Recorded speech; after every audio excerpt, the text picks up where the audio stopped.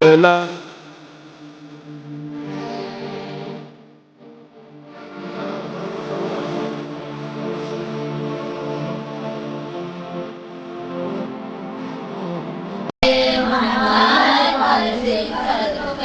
ہے کہ سید رحمت للعالمین کے لیے رحمت بن کر آئی، جو کل ایمان کے لیے نفس ایمان بن کر آئی، جو سید الشباب اہل الجنہ کے لیے تحت الاقدام بن کے آئی. یہ وہ خدا کی کنیز خاص ہے کہ جب وہ عبادت کرتی تھی تو عرش سے لے کے فرش تک نور کی قطاریں بن جاتی تھی. تو بس ثابت کیا ہوا کہ ہم تو امام اسے مانتے ہیں کہ جس کا شجرہ پاک ہو، اور حسین تو وہ ہے کہ جس کے شجرے میں انما یرید اللہ لیذھب عنکم الرجس اہل البیت ویطہرکم تطہیرا. اللہم صلی علی محمد وآل محمد.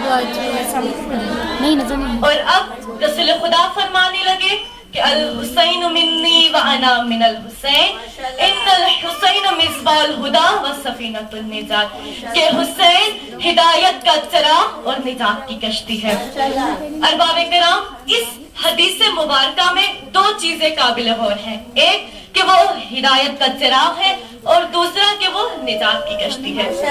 اب اس طرح سے کہ وہ کس طرح سے ہدایت کا چراغ ہے کہ رسول خدا نے فرمایا کہ وہ ہدایت کا چراغ اور سفینۃ النجات ہے، یعنی نجات کی کشتی. اب دیکھا جائے تو خداوند متعال نے حق اور باطل کا راستہ انسانوں کو بتا دیا، اور اب انسانوں کا یہ اختیار ہے کہ وہ حق کو استعمال کرے یا باطل کا ساتھ دے. ایک مثال سے اپنی گفتگو کو آگے بڑھاتی چلوں کہ مثال کے طور پر ہم ایک اندھیری سی جگہ پہ جا رہے ہیں اور اپنے مقصد کو پائے تکمیل تک پہنچانا ہے. اب ہمیں اس اندھیری جگہ پہ بھی جانا ہے تو ہم کیا کریں گے؟ ایک لائٹ لے کے جائیں گے یا کوئی ٹارچ یا کوئی چراغ لے کے جائیں گے. تو لہٰذا رسول خدا فرما رہے ہیں کہ حسین ہدایت کا چراغ ہے. اگر کسی کو ہدایت چاہیے، اگر کوئی چاہے ہدایت حاصل کرنا تو اسے چاہیے کہ وہ حسین کو تھامے. اگر تم حسین کو تھامو گے تمہیں ہدایتیں بھی ملیں گی، تمہیں شجاعتیں بھی ملیں گی، تمہیں شفاعتیں بھی ملیں گی، تمہیں نجات بھی ملے گی. کیوں؟ کیونکہ میرا خدا جسے کمال دیتا ہے اسے حسین کی چوکھٹ پہ ڈال دیتا ہے. فرق نہ ہو کسی کو تو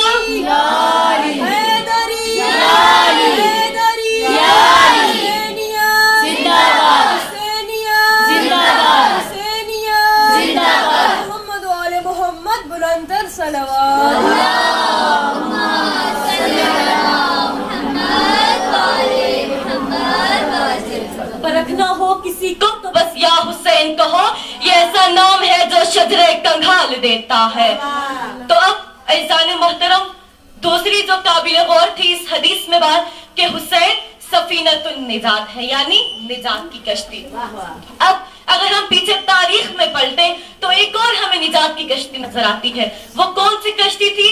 حضرت نوح علیہ السلام کی کشتی. کہ جب خدا نے حکم دیا کہ اے نوح کہ تم ایک کشتی تیار کرو اور اپنے قوم کو بولو کہ جو اس کشتی میں سوار ہو جائے گا وہ نجات پا لے گا، اور جو اس کشتی میں جانے سے انکار کرے وہ ہلاک ہو جائے گا. اب سب کشتی میں سوار ہوئے لیکن نوح کی زوجہ اور اس کا بیٹا سوار نہ ہوا. اور اسی طرح رسول خدا فرما رہے ہیں کہ حسین نجات کی کشتی ہے. یعنی کس طرح سے حسین نے کشتی بنائی، کس طرح سے، یعنی وہ کون سی کشتی ہے کہ جس میں ہم سوار ہوں گے؟ تو حسین نے ایک کربلا بنائی کہ جو اس وقت حسین کی مدد اور نصرت کے لیے کربلا میں گیا وہ نجات پا گیا، اور جس نے حسین سے وعدہ کر کے جھٹلا دیا وہ سب ہلاک ہو گئے. اور ادھر سوال کیا پیدا ہوتا ہے کہ ہم تو واقعی کربلا میں موجود نہیں تھے تو ہم کس طرح سے نجات حاصل کریں گے؟ تو یہاں پر میری آقازادی سیدہ کیا خوب فرماتی ہے. میری آقازادی سیدہ فرماتی ہے کہ اگر کوئی عزادار مجلس حسین میں ایک قطرہ آنسو بھی بہائے تو میں اس کی شفاعت کی ضمانت لیتی ہوں. یعنی ہم واقعی کربلا میں موجود تو نہ تھے، لیکن ہم حسین کا ذکر کر سکتے ہیں. ہم حسین کی معرفت اور حسین کی معرفت کو اپنے دل میں رکھ کر نجات کا سبب بنا سکتے ہیں. اسی طرح سے لیکن کون جانے کہ عظمت حسین کیا ہے. حسین سے تو خدا بھی راضی تھا. خدا نے کیا فرمایا کہ حسین میں نے تجھے شہادت کے بس 3 چیزیں عطا کی. کون سی 3 چیزیں؟ ایک کہ میں نے شفا تیری تربت میں رکھی ہے، قبولیت دعا تیرے روزے میں ہے، اور امامت کو تیری نسل سے قائم کیا ہے. لیکن کون جانے کہ عظمت حسین کیا ہے. خدا شفاعت اور دعا اور امامت دے رہا ہے. رسول عید میں کاندھوں پر بٹھا کے جا رہے ہیں، محراب میں سجدے کو طول دے رہے ہیں، سجدے میں پشت پر بٹھائے ہوئے ہیں. لیکن کون جانے کہ عظمت حسین کیا ہے. ایسا لگتا ہے کہ خدا بھی راضی ہے، اور کیوں نہ راضی ہوتا، کیونکہ دونوں کو معلوم تھا کہ ہمارا نام حسین ہی زندہ کرے گا. خدا جانتا تھا کہ اگر کوئی لا الہ کا کلمہ زندہ کرے گا تو وہ حسین زندہ کرے گا، اور رسول جانتے تھے کہ اگر کوئی محمد رسول اللہ کا کلمہ پڑھوائے گا تو وہ حسین ہی پڑھوائے گا.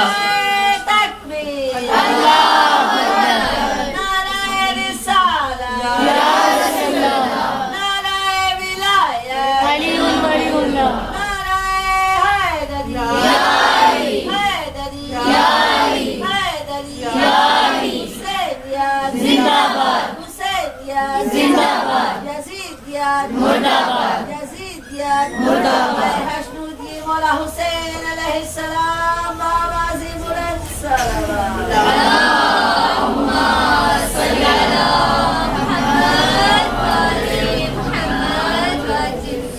لیکن کون جانے کہ عظمت حسین کیا تھے کہ جب رسول خدا مسجد میں مرسل اعظم تشریف فرما تھے، آیت قرآنی کی تلاوت ہو رہی تھی، مسائل شریعت کو بیان کیا جا رہا تھا، لیکن اتنے میں دیکھا کہ ایک چھوٹا سا شہزادہ چلا آ رہا ہے، پیر دامن میں الجھا، بچہ زمین پہ گرا. پیغمبر نے خطبہ قطع کیا اور ممبر سے اترے، بچے کو تھاما. جب ممبر پہ لے گئے تو فرمایا مسلمانوں اسے پہچانو، یہ حسین بن علی ہے، اور جب اس کی مدد کی ضرورت ہو تو اس کی مدد کرنا اور اس کی معرفت حاصل کرو. یعنی یہ حسین تھے. لیکن کون جانے کہ عظمت حسین کیا ہے کہ یہ ساری عظمتیں صرف حسین کے حصے میں آئی. کہ جہاں خدا سورہ مزمل میں فرما رہا تھا کہ یا ایھا المزمل قم اللیل الا قلیلا. آپ سب جانتے ہوں گے کہ یہ آیہ مبارکہ تب نازل ہوئی کہ جب رسول خدا رات بھر عبادت کرتے اور دن رات دوسروں کا بوجھ اٹھاتے، دوسروں کی مدد کرتے. تب خداوند متعال نے فرمایا کہ یا ایھا المزمل قم اللیل الا قلیلا، یعنی کہ اے میرے مزمل آپ راتوں کو کم عبادت کرے. لیکن کون جانے عظمت حسین کیا ہے. جہاں پشت پر حسین بن علی آ جائے تو خالق خدا ہونے لگے. اے رسول تم سجدے کو تب تک طول دو جب تک پشت سے حسین بن علی نہ اتر جائے. یہ سب عظمتیں حسین کے حصے میں آئی تھی. لیکن افسوس کہ فرش والے نہ جانتے تھے حسین کی عظمت. فرش والے جانتے تھے. واقعہ یاد کیجئے کہ جب فاطمہ الزہرا کے گھر میں اس فرزند کی ولادت ہوئی، کوثر کو جوش آیا، طوبا نے موتی لٹائے اور حوروں نے جشن منایا، اور فرشتوں کا ایک گروہ جبریل امین کی قیادت میں کرہ ارض پر رسول خدا کو مبارکباد کے لیے پہنچے. اور جب راستے میں ایک جزیرے سے گزرے تو دیکھا کہ ایک معطوف فرشتہ پڑا ہوا ہے. اور وجہ عطاب کیا تھی کہ فطرس نے یہ خیال کیا کہ خدا نے مجھے بہت سی نعمات عطا کی ہے تو میں خدا کا بہت ہی عظیم مخلوق ہوں، اور خدا کو یہ ادا پسند نہ آئی. جبریل گزرے وہاں سے. جبریل نے پوچھا کہ اے فطرس تیرا کیا حال ہے. فطرس نے کہا کہ اے جبریل کیا آج کرہ ارض پر قیامت برپا ہو گئی ہے. جبریل نے کہا نہیں، بلکہ آج کرہ ارض پر پنجتان پاک مکمل ہو گئے ہیں. آج کرہ ارض پر رسول خدا کا ایک فرزند آیا ہے، ہم اسی کی مبارکباد کے لیے جا رہے ہیں. فطرس نے کہا کہ شاید منشاء خدا یہی ہو کہ میرا عطاب بھی حسین کے طفیل سے پورا ہو، تو آیا یہ نہیں ہو سکتا کہ تم مجھے بھی ساتھ لے جاؤ. حضرت جبریل نے فطرس کو اٹھایا. جب در زہرا پہ پہنچے، سلام کیا، مبارکباد دی، سارا واقعہ رسول خدا کو بیان کیا، تو تو رسول خدا نے فرمایا اے فطرس اپنے بازوؤں کو حسین کے گہوارے سے مس کرو. اور عزیزان محترم جب فطرس نے اپنے بازوؤں کو گہوارے حسین سے مس کیا تو فطرس کے نئے پر و بال اگ گئے. لیکن کیا سبب تھا کہ رسول خدا نے فرمایا کہ حسین کے گہوارے سے مس کرو؟ کیوں؟ کیونکہ رسول خدا جانتے تھے کہ 61 ہجری میں رسول خدا کا جسم تو نہ ہوگا لیکن وہ جگہ ضرور ہوگی کہ جہاں آپ آرام فرما رہے ہوں گے. اور بالکل اسی طرح اگر آج امت کو ہوش آ گیا ہو تو وہ فطرس سے سبق حاصل کرے کہ فطرس نے اپنے بازوؤں کو حسین کے گہوارے سے مس کیا, اسے نئے پر و بال ملے. تم ذریعے حسین سے اپنے جسم کو مس کرنا, تمہیں نئی زندگی ملے گی. حسین تیری عطا کا چشمہ دلوں کے دامن بھگو رہا ہے. حسین تیری عطا کا چشمہ دلوں کے دامن بھگو رہا ہے. یہ آسماں پہ اداس بادل تیری محبت میں رو رہا ہے. صبا بھی گزرے جو کربلا سے, اسے بھی کہتا ہے عرش والا تو اور دھیرے گزر یہاں سے, میرا حسین سو رہا. سبحان اللہ. حسینیات زندہ باد, حسینیات زندہ باد, یزیدیات مرد آباد, یزیدیات مرد آباد. اہل بیت کے دشمنوں پہ لعنت بے شمار, جناب سیدہ کا حق کھانے والوں پہ لعنت بے شمار. محمد و آل محمد کی ذات پر بلند تر صلوات.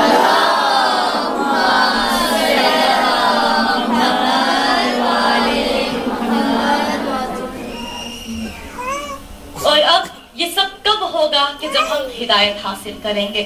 بالکل اسی طرح کہ جہاں جہاں حسین ہے وہاں وہاں ہدایت ہے. اور بالکل یہ اسی طرح ہے کہ جس طرح رسول خدا نے فرمایا تھا کہ علی مع الحق اور حق مع علی, کہ حق علی کے ساتھ اور علی حق کے ساتھ ہے. لیکن یہاں پر صرف حسین کا بابا علی نہیں ہے بلکہ ہر معصوم صادق آتا ہے. وہ کس طرح سے کہ جس طرح رسول خدا نے فرمایا تھا کہ وَأَوَّلُنَا مُحَمَّد وَأَوْسَطُنَا مُحَمَّد وَآخِرُنَا مُحَمَّد وَكُلُّنَا مُحَمَّد, کہ ہمارا اول بھی محمد ہے, ہمارا درمیانہ بھی محمد ہے, ہمارا آخری بھی محمد, اور ہم سب کے سب محمد. اور رسول خدا نے کیا فرمایا کہ حسین کی مثال میری امت میں اس طرح سے ہے کہ جس طرح قرآن میں سورہ توحید. اب قرآن میں سورہ توحید کس طرح سے ہے کہ سورہ توحید کا مطلب یعنی ایک واحد یکتا ہونا. اور رسول خدا نے فرمایا میری امت میں بھی حسین فقط ایک ہی ہے. اور کون سی شباہتیں تھیں کہ جو سورہ توحید سے شباہت رکھی, تو کہا کہ سورہ توحید کے دو عظیم خصوصیت تھی. ایک کہ سورہ توحید کا نام تھا متنفر ہونا, یعنی جب سورہ توحید کی تلاوت کی جاتی تھی تو شیطان بھاگ جاتا تھا. بالکل اسی طرح جہاں حسین کا ذکر کیا جائے تو منافق بھاگ جاتے ہیں. اور دوسرا کہ جب سورہ توحید پڑھتے تھے تو ملائکہ نازل ہوتے ہیں اور درود بھیجتے ہیں. بالکل اسی طرح کہ جہاں ذکر حسین ہو ملائکہ نازل بھی ہوتے ہیں اور عزاداروں کی جگہ سے اپنے پروں کو مس بھی کرتے ہیں. عزیزان محترم, یہ مجلس حسین کی عظمت ہے. یہ صرف اور صرف مجلس حسین کی عظمت ہے کہ میری آقازادی سیدہ فرماتی ہے کہ اگر کوئی شخص مجلس حسین میں ایک آنسو بھی بہائے تو میں اپنے رومال سے اس آنسوؤں کو صاف کرتی ہوں. یہ سب کیا ہے؟ یہ سب مجلس حسین کے مقصد ہے. اور اگر ہم دیکھا جائے کہ امام حسین کی زندگی میں آپ نے یوں تو ان کی زندگی ہمارے لیے مشعل راہ ہے, لیکن ایک خصوصیت تھی ان کی کہ انہوں نے حق کے لیے باطل کے سامنے ڈٹ گئے اور مدینہ سے خروج کیا. کیوں؟ حق کے لیے, باطل کے سامنے ڈٹنے کے لیے. اور مدینہ سے ایک لشکر لے کے چلے کہ جس کا علمبردار عباس تھا. یہ وہ عباس ہے کہ جسے باب الحوائج کہتے ہیں. عزیزان محترم, کہا گیا کہ اگر کسی کی کوئی حاجت پوری نہ ہو تو وہ باب الحوائج کا واسطہ دے کے مانگے. آج ہم سب اپنی اپنی گودیوں کو پھیلائیں اور دعا کریں کہ جو دلی حاجات ہے خدا باب الحوائج کے صدقے میں ہماری حاجات کو قبول فرمائے. باب الحوائج کے صدقے ہم سب کی پریشانیوں کو دور فرمائے. خدا آج باب الحوائج کے صدقے میں ہماری خانم و آغا صاحب کو صحت و سلامتی والی زندگی عطا فرمائے. کہا گیا تاریخ میں ایک واقعہ ملتا ہے کہ جب ایک شخص تھا کہ اس کے بیٹے کے بازو خراب تھے وہ امام علی علیہ السلام کے حرم میں گئے، درخواست پیش کی، وہاں سے جناب فاطمہ کے حرم میں گئے، درخواست پیش کی۔ میری آقازادی سیدہ فرماتی ہے کہ اے شخص جس دروازے پہ باب الحوائج لکھا ہو اس دروازے پہ جانا، یقیناً تمہاری درخواست رد نہ ہوگی۔ عزیزان محترم، وہ شخص باب الحوائج کے حرم میں جاتا ہے اور جو ہی درخواست پیش کرتا ہے تو اس کے بیٹے کے بازو صحیح و سالم ہو جاتے ہیں۔ تو عزاداروں، آج انہی عباس کے مصائب کا تذکرہ کرنا ہے کہ جو بن بازوؤں کے زین سے زمین پہ آیا۔ المختصر عزاداروں، جب 57 سال کے بوڑھے بھائی کے سامنے 32 سال کا کڑیل جوان بھائی موت کی اجازت طلب کرے تو بوڑھے بھائی پر کیا گزرتی ہے یہ تو خدا جانے۔ عزاداروں، آج زہرا کو پرسہ دینا ہے اس کے لال کا، آج زہرا کو پرسہ دینا ہے اس کے عباس کا کہ جو بن بازوؤں کے زین سے زمین پہ آیا۔ عزاداروں، جب عباس نے اجازت طلب کی کہ میرے آقا حسین مجھے جنگ کی اجازت دے دیجئے، میرے مولا حسین فرماتے ہیں عباس میں تجھے کس طرح سے اجازت دے دوں، تو میرے لشکر کا سالار ہے، اب یہ تو خدا جانتا ہے کہ حسین کا کون سا لشکر رہ گیا کہ جس کا سالار عباس ہے۔ حسین نے کہا عباس میں تجھے کس طرح سے اجازت دے دوں، تو زینب کی چادر کا محافظ ہے۔ حسین نے کہا عباس میں تجھے کس طرح سے اجازت دے دوں، تیرے جانے کے بعد میری کمر ٹوٹ جائے گی۔ عزادار حسین نے عباس کو اجازت نہ دی، عباس واپس گئے، جا کے دیکھا سکینہ مشکیزے کے پاس بیٹھی ہے۔ عباس نے کہا سکینہ جاؤ بابا سے کہو کہ چچا جان کو پانی لینے بھیج دیجئے۔ عزادار سکینہ آئی، آگے کہا بابا حسین چچا جان کو پانی لانے کی اجازت دے دیجئے، میرا سر بڑا پیاسا ہے۔ عزادار سننا چاہیں گے حسین نے کیا کہا؟ حسین نے کہا سکینہ یاد رکھنا تیرا عباس تو 6 ماہ کا ہے، لیکن تیرا صغر تو 6 ماہ کا ہے، لیکن میرا عباس 32 سال کا ہے۔ عزادار حسین نے عباس کو اجازت دی۔ عباس زین پہ سوار ہوئے۔ حسین نے کہا عباس جا کے پہلے زینب کو ودا تو کر دے، اس نے تجھے پالا ہے۔ عزادار جناب عباس زین پہ سوار ہوئے، تمام مستورات کو ودا کیا۔